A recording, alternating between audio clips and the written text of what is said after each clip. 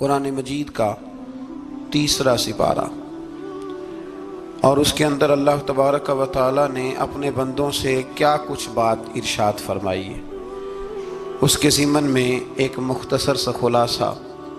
پہلی آیہ کریمہ میں اللہ کریم نے اس بات کا اظہار فرمایا ہے کہ بندے سارے میرے ہی ہیں، لیکن جب میں فضل کرتا ہوں تو کسی کو کسی پر فضیلت عطا کر دیتا ہوں۔ ارشاد فرمایا تلک الرسل، یہ رسولوں کی جماعت ہے، فضلنا بعضهم علی بعض، پر ہم نے بعض کو بعض پر فضیلت عطا کر دی۔ پہلی آیت 3 سپارے کی، رسول ہونے میں، نبی ہونے میں سارے برابر ہیں، پر ہم نے بعض کو بعض پر فضیلت دے دی۔ فرمایا منہم من کلم اللہ ورفع بعضهم درجات۔ کیا خوبصورت انداز ہے۔ ارشاد فرمایا جا رہا ہے کہ ان میں سے کچھ ایسے ہیں جن سے اللہ نے کلام فرمایا ہے، اور بعض ایسے ہیں جنہیں اللہ نے درجوں میں اس سے بھی زیادہ بلندی عطا فرما دی۔ کوئی رہ فلک اتے یار گیا تے کوئی جا سدرات ہار گیا، ایک کالیاں زلفاں والا سی جڑا لنگر شاہ تو بھی پار گیا۔ انداز دیکھیے، فرمایا کچھ سے کلام کیا اور کچھ کو پھر میرے رب نے درجوں میں اور بلندی عطا فرما دی۔ اب اللہ جس کو بلندی عطا، اتنی بلندی پہ گیا ہے، اس کا کوئی اندازہ کر سکتا نہیں۔ تو میرے اللہ نے بھی نہ بات کھلی چھوڑ دی، فرمایا چلو حساب لگاتے رہو۔ اعلیٰ حضرت فرماتے ہیں کمان امکان کے جھوٹے نقطوں، تم اول اور آخر کے پھیر میں ہو، محیط کی چال سے تو پوچھو وہ کدھر سے آئے اور کدھر گئے تھے۔ وہ تو بات بڑی دور نکل گئی، تم ابھی تک اس چکر میں ہو کہ کہاں سے آئے اور کہاں گئے۔ محمد سر وحدت ہے، کوئی رمز ان کی کیا جانے، شریعت میں تو بندے ہیں، حقیقت میں خدا جانے۔ اور نہ حلیمہ بید کھلا ہے یہ، نہ مقام میں چونو چرا ہے یہ، تو خدا سے پوچھ وہ کون تھے، تیری عظمتیں جو بڑھا گئے۔ لباس آدمی پہنا تو جہان آدمی سمجھا، وہ مزمل بن کے آئے تھے، تجلی بن کے نکلیں گے۔ تو پہلی آیت میں ہی اللہ تعالیٰ نے اپنے انبیاء کی اور اپنے محبوب کی عظمت کو بیان فرمایا۔ پھر اللہ تبارک و تعالیٰ نے اس سے اگلی آیات کے اندر اپنی راہ میں خرچ کرنے کا حکم دیا، اور پھر آگے بڑھ کے نا اللہ تبارک و تعالیٰ نے اسی پارے میں وہ عظیم آیت ارشاد فرمائی جسے آیت الکرسی کہا جاتا ہے۔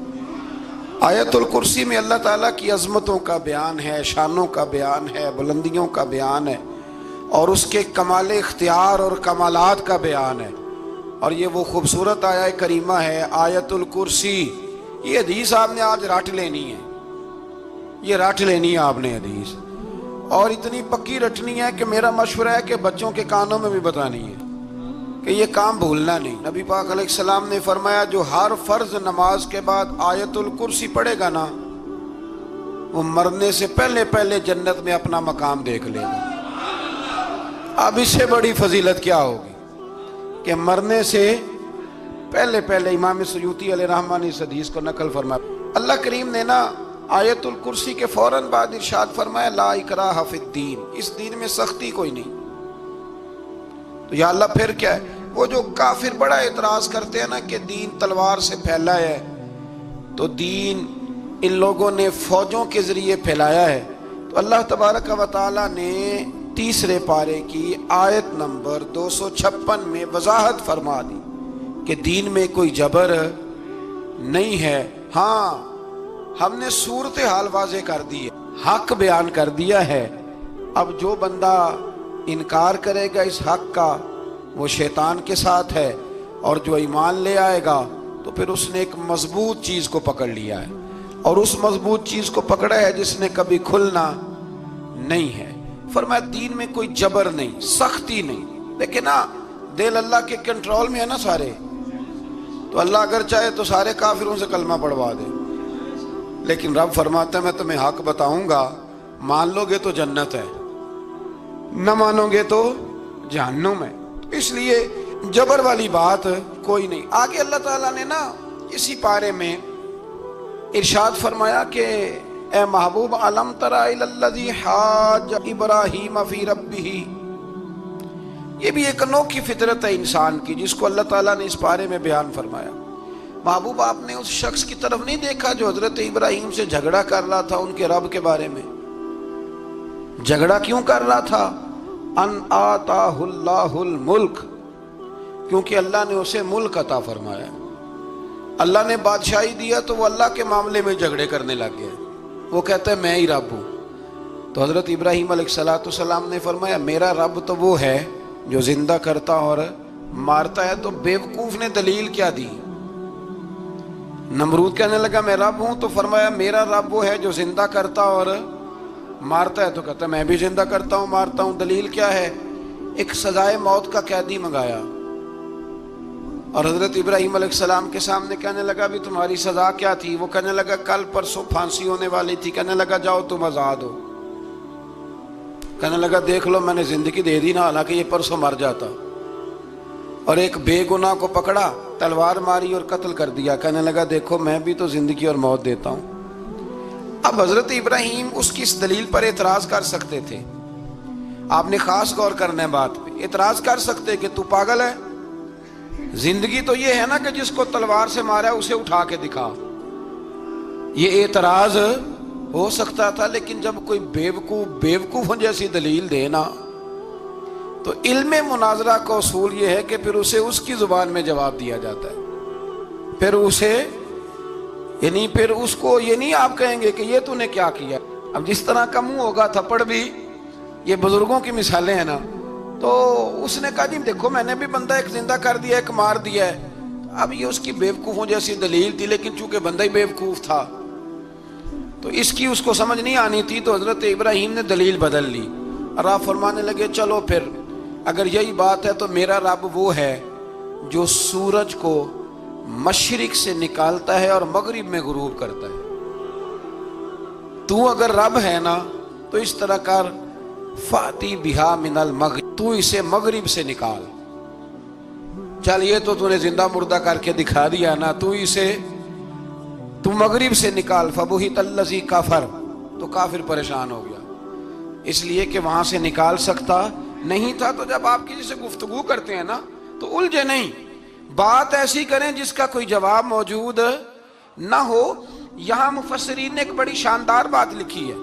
مفسرین کہتے ہیں کہ اگر وہ یہ کہہ دیتا نا یہاں پہ، کیونکہ بیوقوف تھا نا کہہ نہیں سکا، اگر کہہ دیتا نا کہ مشرق سے تو میں نکالتا ہوں، تو آپ اپنے رب سے کہیں وہ مغرب سے نکالے، تو مفسرین کہتے ہیں اگر حضرت ابراہیم فرما دیتے نا تو رب کریم نے سورج مغرب سے بھی نکال دینا تھا، لیکن فبہت الذی کفر، وہ یہیں پہ نہ رہ گیا۔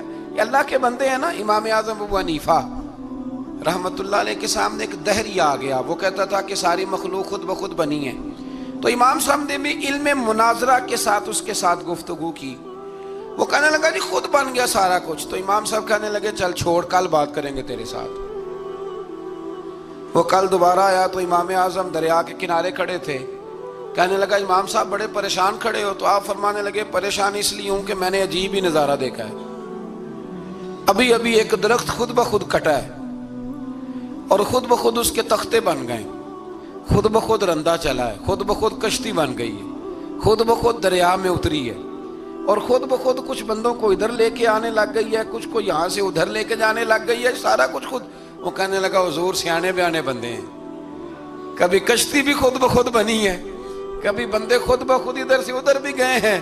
آپ فرمانے لگے کشتی خود بخود نہیں بن سکتی تو اتنی بڑی کائنات خود بخود کیسے بن گئی؟ اور اگر بندے ادھر سے ادھر خود بخود نہیں آ سکتے تو بتا یہ سورج اور چاند خود بخود ادھر سے ادھر کیسے روز چلے جاتے ہیں؟ تھوڑی دیر چپ رہا، پھر آ کے امام اعظم کے ہاتھ چومے اور کہنے لگا آپ نے تو کمال کر دیا، میرا ذہن صاف ہو گیا، مجھے کلمہ پڑھائے، میں بھی مدینے والے محبوب کا غلام بن جاتا۔ تو پکی دلیلوں کے ساتھ گفتگو کرتا ہے قرآن پاک، پکی دلیلیں۔ یہ آیت سبق یہ دیتی ہے کہ آپ کسی سے بات کریں تو اب چونکہ سپارہ لمبا ہے بات رہ نہ جائے، پر یہ مضمون اتنا شاندار ہے کہ میرا یہاں رکنے کو دل کرتا ہے۔ وہ ہمارا نظریہ یہ ہے کہ امام کے پیچھے سورۃ فاتحہ نہیں پڑھنی، اگرچہ جو پڑھتے ہیں اس پر کوئی سخت فتویٰ نہیں ہم دیتے، بعض آئمہ پڑھتے ہیں لیکن سمجھائیں۔ امام اعظم ابو حنیفہ رحمۃ اللہ علیہ کی رائے ہے کہ امام کے پیچھے سورۃ فاتحہ نہیں پڑھنی۔ ہمارے پاس دلیل ہے، قرآن کہتا ہے جب قرآن پڑھا جائے تو خاموشی سے سنو، اور حضور کا فرمان موجود ہے مصنف ابن ابی شیبہ میں کہ امام کی قرات ہی مقتدی کی قرات ہے۔ بزرگ کہتے ہیں کہ دلیل اس طرح کی دو کہ سامنے والے کے ذہن تک بات پوری اتر جائے، آپ اسے سمجھا پائیں۔ امام صاحب نے جب یہ بات ارشاد فرمائی تو کچھ لوگ آپ سے مناظرہ کرنے آ گئے، 15-20 لوگ تھے۔ ایک ادھر سے بولتا پڑھنی چاہیے سورت امام کے پیچھے، ایک ادھر سے بولتا پڑھنی چاہیے، ایک ادھر سے بولتا۔ تو امام اعظم ابو حنیفہ فرمانے لگے تم سارے پڑھے لکھے لوگ ہو، یہ گفتگو کا طریقہ ہے؟ اس طرح بات کرتے ہیں کسی کے سامنے؟ میں اکیلا ہوں اور تم 15 لوگ ہو، کوئی ادھر سے بولتا ہے کوئی ادھر سے بولتا ہے، طریقہ کرو کوئی بات کا۔ وہ چپ کر گئے، کہنے لگے ویسے ٹھیک تو ہے، ہم تو غیر مہذب ہو گئے۔ امام صاحب کہنے لگے ایک بندے کو منتخب کرو، وہ میرے سامنے آئے۔ انہوں نے ایک بندہ منتخب کر لیا، وہ کہنے لگا جناب یہ ہمارا نمائندہ ہے، یہ اگر جیت گیا تو ہم سارے جیت گئے، یہ اگر ہار گیا تو ہم سارے۔ تو امام صاحب کہنے لگے کیوں منتخب کیا؟ کہنے لگے جی سارے بولیں گے تو سمجھ نہ آئے گی کوئی کیا کہہ رہا ہے، کوئی کیا کہہ رہا ہے، کوئی کہاں ہے کوئی کہاں ہے۔ تو امام صاحب کہنے لگے میرا بھی مسئلہ یہی ہے، ایک الحمدللہ رب العالمین پہ ہے اور دوسرا صراط الذین انعمت علیہم پہ ہے، تو میں بھی کہہ رہا ہوں کہ جو امام آگے لگا لیا نا اس پر اعتبار کرو، اس پر اعتبار کرو۔ تو دلیل وہ دیں کہ جو دلیل سامنے والے کے ذہن میں اتر جائے۔ چلیں جی تھوڑا آگے چلتے ہیں۔ اللہ کریم نے نا آگے ایک اور مثال بیان کی، یہ جو بہت سارے لوگوں کے دلوں میں خیال آتا ہے نا قبروں میں جائیں گے ہڈیاں گل جائیں گی سڑ جائیں گی تو کیسے اٹھیں گے، تو اسی پارے کی آیت نمبر 259 میں اللہ تعالیٰ نے ہمارا وہ مسئلہ بھی حل کیا اور 2 واقعات تفصیل کے ساتھ تیسرے پارے میں بیان فرمائے۔ اللہ کریم فرماتے ہیں کہ کیا آپ نے اس شخص کو نہیں دیکھا کہ جو ایک ایسی بستی پر سے گزرا وَهِيَ خَاوِيَةٌ عَلَىٰ عُرُوشِهَا، جو اپنی چھتوں کے بل گری پڑی تھی، یعنی بستی تباہ ہو گئی تھی۔ وہ آدمی وہاں سے گزرا، وہ حضرت عزیر علیہ السلام تھے۔ بہت سارے مفسرین کے نزدیک بعض نے یہ لکھا ہے کہ چونکہ یہاں اللہ نے کسی کا ذکر نہیں کیا تو ہم بھی کسی کو مخصوص نہیں کرتے، لیکن کثیر کی تعداد یہ ہے کہ حضرت عزیر تھے۔ آپ گزرے ایک بستی میں تو آپ نے دیکھا کہ وہ بستی تباہ حال ہو گئی ہے اور زمین پلٹ دی گئی ہے، چھتوں کے اوپر لوگ مرے ہوئے پڑے ہیں۔ تو آپ کے دل میں خیال آیا کہ یا اللہ تو انہیں کیسے زندہ کرے گا بعد موتہا، مرنے کے بعد۔ خیال آیا، اللہ کریم نے نا انہی پہ موت طاری کر دی، حضرت عزیر علیہ السلام۔ ان کے پاس تھوڑا سا کھانا تھا، ایک گدھا تھا، درخت کے نیچے لیٹ گئے گدھے کو باندھ کے۔ اللہ تعالیٰ نے ان پر نیند طاری کی اور وہ 100 سال تک سوتے ہی رہے۔ وہ بے آباد بستی آباد ہو گئی، وہاں شہر آباد ہو گیا، دنیا آباد ہو گئی، زمانہ آباد ہو گیا۔ آپ جب سوئے تو آپ کی عمر مبارک 40 سال تھی۔ 100 سال کے بعد اٹھے، ثم بعثا، جب اٹھے قال کم لبثت، اللہ نے فرمایا کتنی دیر سوئے؟ قال لبثت یوما او بعد یوم، کہنے لگے یا ایک دن سویا ہوں یا دن کا تھوڑا سا حصہ۔ تو رب کریم نے فرمایا نہیں، آپ تو 100 سال تک سوئے رہے۔ فرمایا وہ دیکھو ذرا گدھے کی طرف، وہ گدھا جو تھا نا ان کا وہ گل سڑ گیا، ہڈیاں بکھر گئیں، اور وہ جو کھانا تھا نا پھل تھے، شربت تھا، سالن تھا، اس کا حال یہ ہے کہ لم یتسنہ، وہ باسی بھی نہیں ہوا۔ یہ ہے میرے رب کی قدرت، جس نے پہلے گل سڑ جانا تھا وہ باسی بھی نہیں ہوا، اور وہ گدھا اس کی ہڈیاں بھی بکھڑ گئیں۔ تو رب کریم نے فرمایا سمجھ آئی ہے میں مردے کیسے زندہ کروں گا؟ عرض کی یا اللہ ایسی سمجھ آئی ہے جو کبھی بھولے گی بھی نہیں۔ 100 سال تک سوئے رہے۔ یہ بڑا لطیف واقعہ ہے۔ حضرت عزیر علیہ السلام اٹھ کے نا تو اپنے گھر گئے تو کوئی پہچانتا ہی نہیں تھا۔ ایک بوڑھی اماں جس کی عمر بہت زیادہ ہو گئی تھی اس کو جا کے سلام لی تو آپ فرمانے لگے اس اماں سے یہ عزیر کا گھر ہے؟ تو اماں فرمانے لگی ہاں ہے تو عزیر کا، لیکن وہ تو 100 سال پہلے غائب ہوئے، دوبارہ آئے ہی نہیں۔ آپ فرمانے لگے اماں میں ہوں عزیر۔ اماں کہنے لگی کہ عزیر کی تو ہر دعا قبول ہوتی تھی۔ اگر آپ عزیر ہیں نا تو دعا کریں، میری ٹانگیں جواب دے گئی ہیں، آنکھوں سے نظر نہیں آتا، آپ دعا کریں اگر آپ واقعی عزیر ہیں تو اللہ مجھے شفا دے دے گا۔ تو حضرت عزیر نے دعا کی تو رب نے انہیں شفا دے دی۔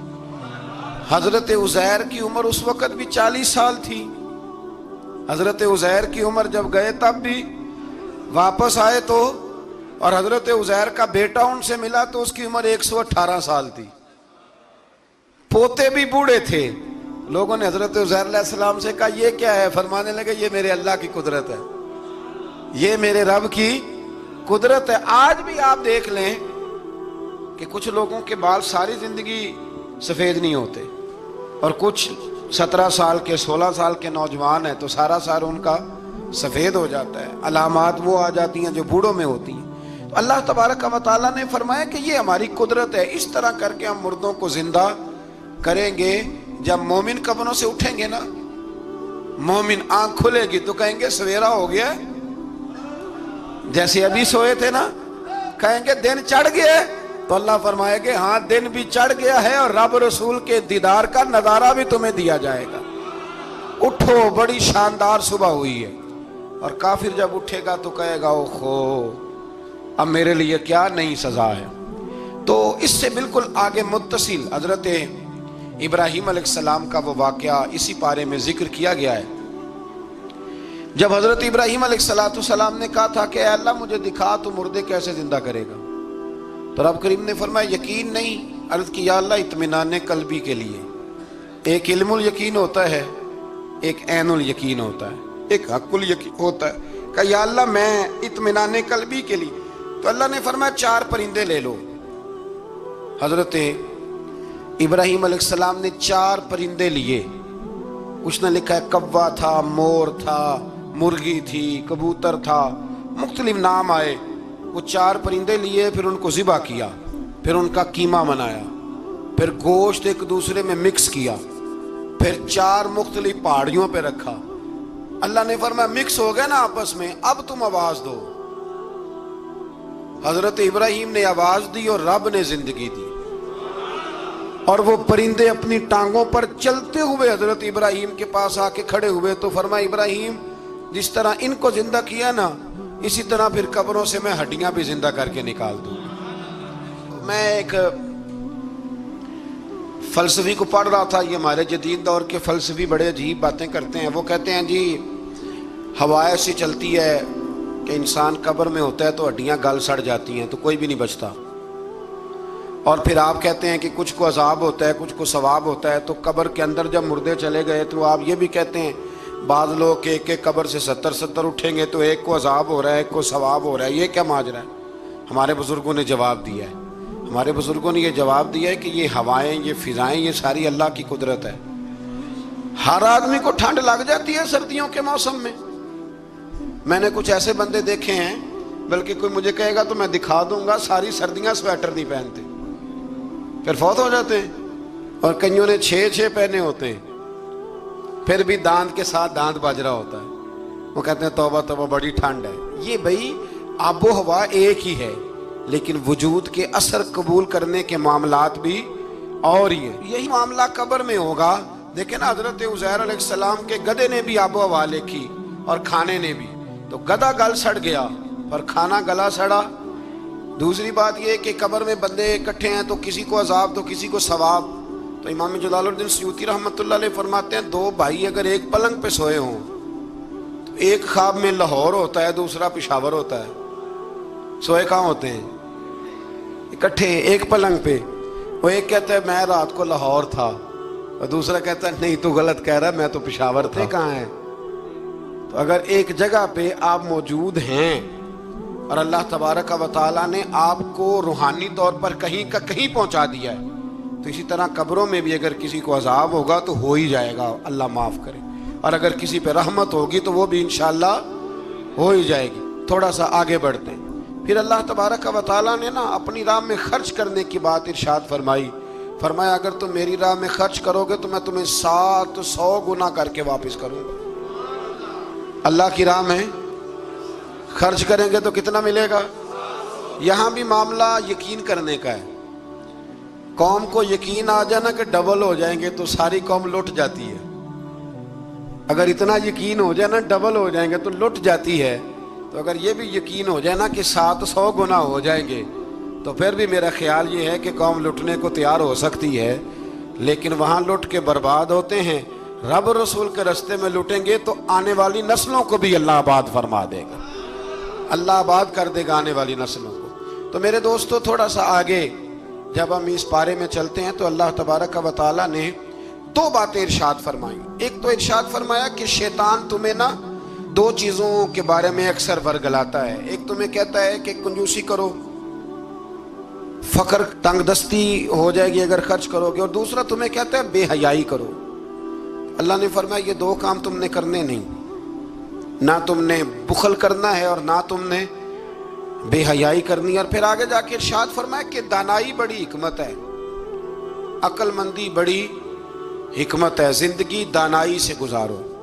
یؤتی الحکمت من یشاء, اللہ جسے چاہتا ہے حکمت عطا کرتا ہے. ومن یؤت الحکمت فقد اوتی خیرا کثیرا, اور جسے اللہ نے دانائی دی نا عقل, اللہ فرماتا ہے اسے ہم نے خیر کثیر عطا کی.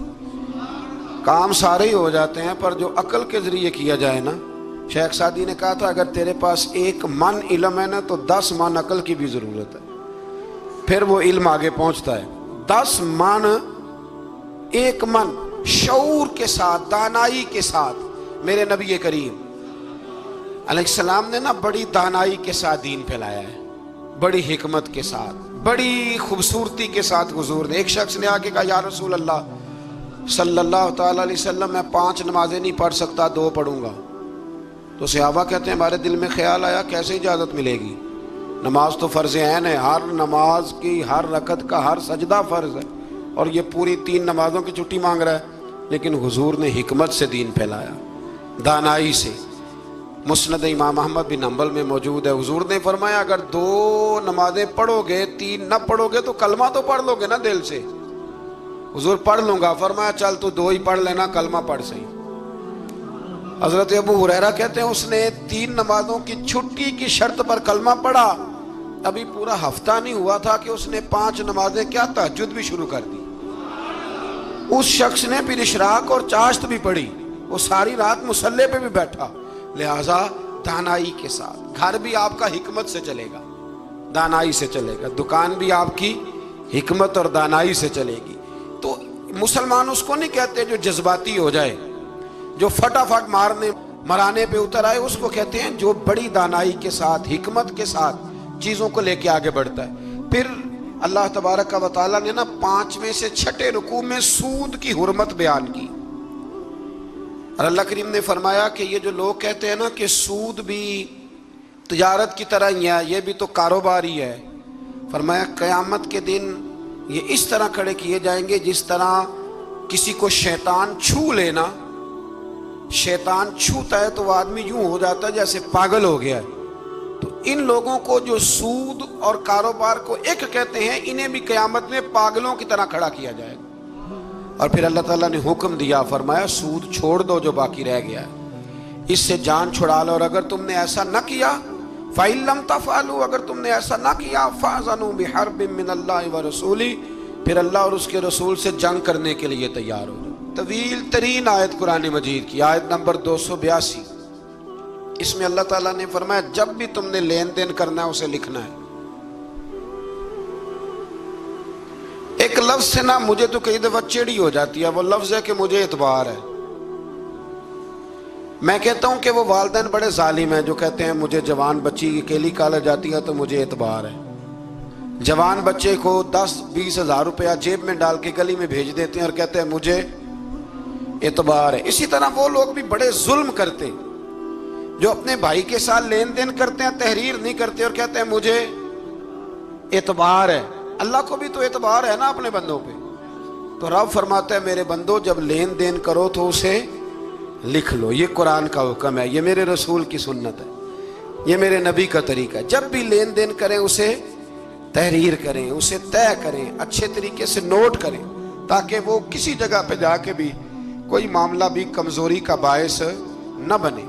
تو اس آیہ کریمہ میں اللہ کریم نے یہ بھی ارشاد فرمایا کہ للہ ما فی السماوات و ما فی الارض، آگے جا کے فرمایا کہ زمین آسمان میں جو کچھ بھی ہے ان سب کا مالک اللہ ہے۔ ہمیں اللہ نے جو کچھ دیا نا وہ استعمال کرنے کے لیے دیا ہے۔ اگر ہم مالک ہوتے تو قیامت میں حساب نہ دیتے، مالکوں نے کبھی حساب نہیں دیا، حساب تو منشی دیتے ہیں۔ اللہ نے ہمیں استعمال کرنے کے لیے چیزیں دی ہیں، اس لیے اللہ فرماتا ہے ثم لتسألن یومئذ عن النعیم، قیامت میں نا میں تم سے ایک ایک نعمت کے بارے میں سوال کروں گا۔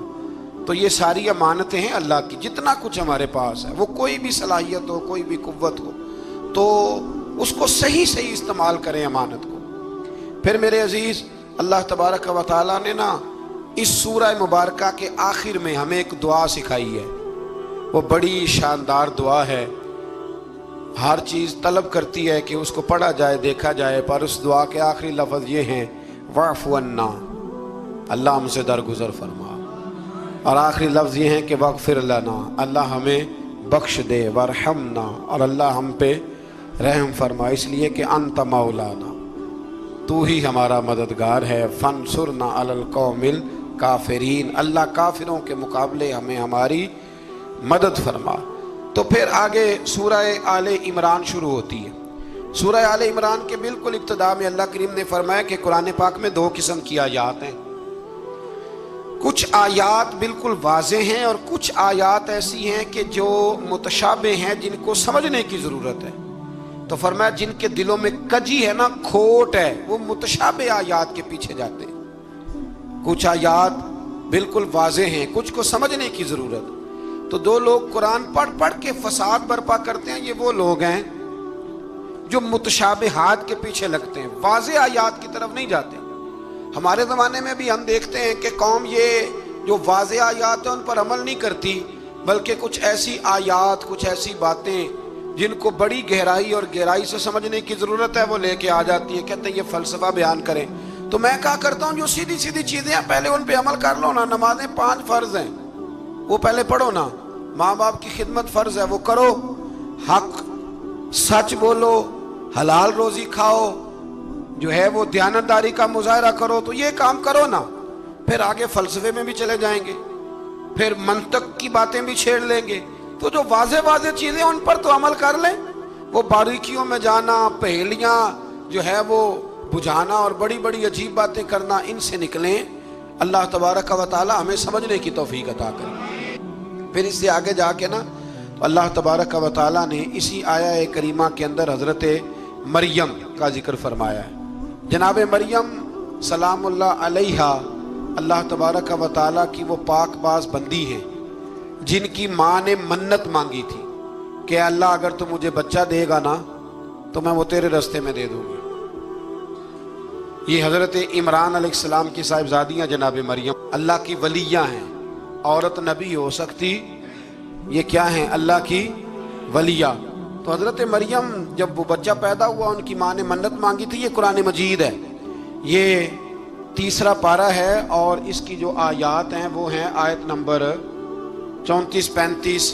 اس سے آگے جب آپ چلیں گے تو یہ سارا مضمون سورہ آل عمران میں آپ کو ملے گا۔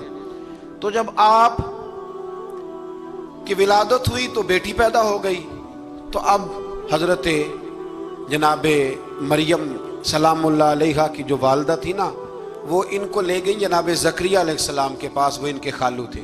کہا میں نے منت مانگی تھی کہ میں بچہ ہوگا تو مسجد کے لیے وقف کروں گی، تو اللہ نے بچی دی ہے۔ تو حضرت زکریا نے جناب مریم کے لیے اوپر چھت پہ ایک محراب بنا دیا، وہ محراب کے اندر رہتی تھی، وہاں عبادت کرتی تھی۔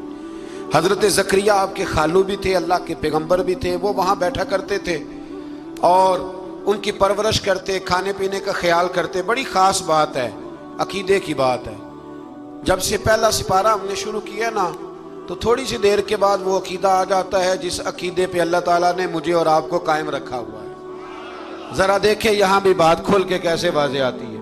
حضرت جناب مریم جب جوان ہو گئیں تو حضرت زکریا ایک دن اندر داخل ہوئے تو دیکھا کہ وہاں بے موسم پھل پڑے ہوئے ہیں، موسم بھی نہیں ہے اور وہ پھل موجود ہیں۔ تو اللہ کے نبی نے اللہ کی ولیہ سے پوچھا کہ یہ کہاں سے آئے؟ انا لکی ھذا، پوچھنے لگے حضرت زکریا یہ کہاں سے آئے؟ قالت हुआ मिन इंदिल्लाह।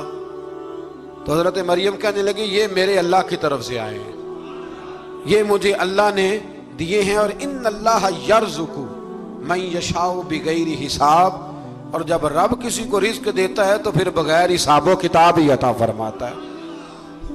तो हजरत ज़करिया के पास औलाद कोई नहीं थी, बूढ़े हो गए थे।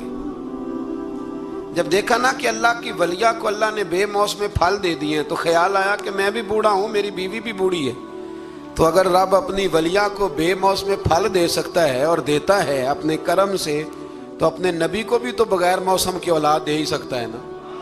अब मौसम तो गुजर गया, बुढ़ापा आ गया, लेकिन वहां खड़े होकर हजरत ज़करिया ने दुआ मांगी, रब ने कबूल फरमाई, और हजरत यहया अलैहिस्सलाम हजरत ज़करिया को अता फरमाए।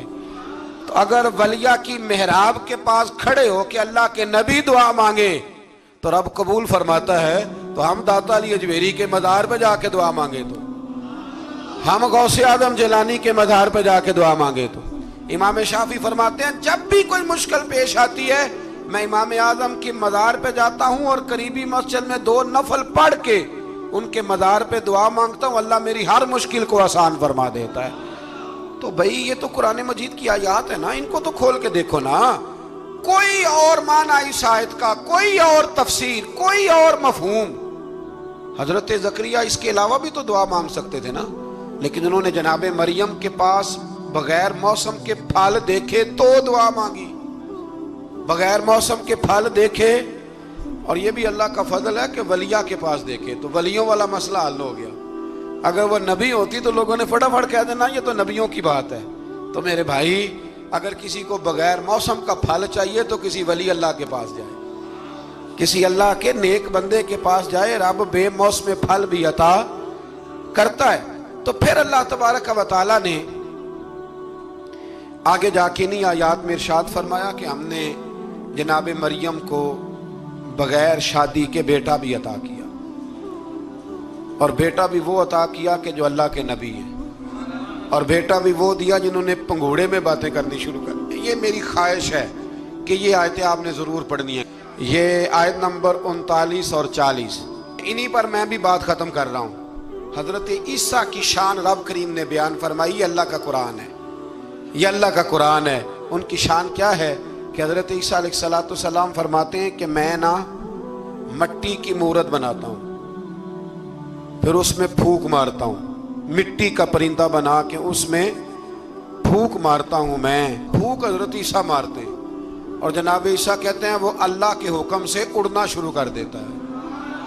फूंक किसने मारी, उड़ाया किसने? वो इतनी सी बात है, इसको समझ लें। हजरत ईसा कहते हैं मैं मट्टी की मूरत बना के उसमें फूंक मारता हूं तो अल्लाह के हुक्म से जिंदा हो जाती है, उड़ने लगती है। हजरत ईसा फरमाते हैं मैं तंदुरुस्त करता हूं मादरजात अंधों को, लाइलाज कोड़ों को, और मैं मुर्दे भी जिंदा करता हूं, करता अल्लाह की इजाजत के साथ। और इसी आयत में हजरत ईसा फरमाते हैं कि मैं तुम्हें बताता हूं जो तुम खा के आते हो, और वो भी बताता हूं जो तुम घर में छोड़ के आते हो। तो हजरत ईसा अलैहिस्सलाम मट्टी का परिंदा बना के फूंक मारे तो रब उसमें जान पैदा कर दे, मुर्दे में जान भी पैदा करते हैं। और फिर हजरत ईसा मादरजात अंध और कोड़ों को आंखें भी देते हैं अल्लाह के हुक्म से। और फिर हजरत ईसा अलैहिस्सलाम मुर्दा भी जिंदा करते हैं उसके इज़्न से। जो खा के आते हैं वो भी बताते हैं, जो छोड़ के आते हैं वो भी बताते हैं। तो ये तो हजरत ईसा की शान है। ये हाल है उनके गुलामों का, तो मेरी सरकार का आलम क्या होगा, तो मेरी सरकार का आलम क्या होगा। एक जुमला मेरे आला हजरत का, और बात बड़ी आला, फरमाने लगे हजरत ईसा अलैहिस्सलाम तो फूंक मार के मुर्दा जिंदा करते हैं ना, तो फरमाते हैं मेरे नबी तो एक नजर देख लें तो मुर्दा दिल को जिंदा कर दिया करते, मुर्दा दिल। और फिर एक हदीस सुन लें ताकि बात और वाज़े हो जाए। हुजूर ने फरमाया उलमा उम्मती का अंबियाए बनी इसराइल, मेरी उम्मत के उलमा भी उसी तरह होंगे जिस तरह बनी इसराइल के नबी होते थे। तो अगर हजरत ईसा के अंदर ये ताकत है तो मेरे महबूब के गुलामों में भी बड़ी ताकत है। हजरत आसफ बिन बरखिया अगर तख्त ला सकते हैं तो गौसे आजम भी बेड़ी ऊपर उठा लेते। اس لیے عقیدہ اور نظریہ قرآن ہے، حدیث ہے. ہم چونکہ پڑھتے نہیں، توجہ نہیں کرتے، تو لوگ ہمیں فٹافٹ، آپ یقین کریں بڑے صاف ستھرے انداز میں لوگ آ کے کہتے ہیں جی دیکھو جی یہ کدھر سے آ گیا. تو میں نے کہا یہ اللہ کا قرآن ہے، اور قرآن میں نہ ہو ہمیں بات کرنے کی کیا ضرورت ہے. یہ سارے عقائد اور نظریات وہ ہیں جو رب کریم نے خود قرآن مجید میں ہمیں عطا فرمائے ہیں. اللہ آپ کو خوش رکھے، بابرکت رکھے. آخر دعوانا الحمد.